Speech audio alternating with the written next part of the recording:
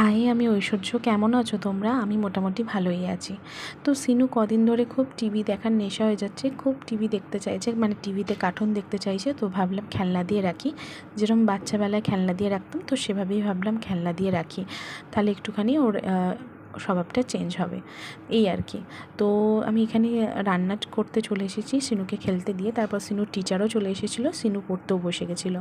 তো এখানে গরমেতে আমি পাতলা করে ডিমের মামলেট করে তরকারি করছি, একটু পাতলা পাতলাই করছি, কারণ এত গরম আর কিচ্ছু খেতে ভালো লাগছে না। চিকেন স্টু করছিলাম, সেটা সিনুর জন্য। তো আমি কাজ করতে করতে ঘরে গিয়ে দেখি ঘরের অবস্থা খুব খারাপ, চারিদিকেও বিছনাময় খেলনা ছড়িয়ে রেখেছে। তো একটা কথা কী বলো তো, তোমার বাচ্চা দেখার সময় তুমি লোক পাবে না, কিন্তু বাচ্চা যখন শাসন করবে হাজার একজন তোমাকে দোষ দিতে চলে আসবে। কথাটা খারাপ লাগলো, কথাটা সত্যি, সেটা আমি আজকে হাড়ে হাড়ে বুঝতে পারলাম। তো চলো, টাটা।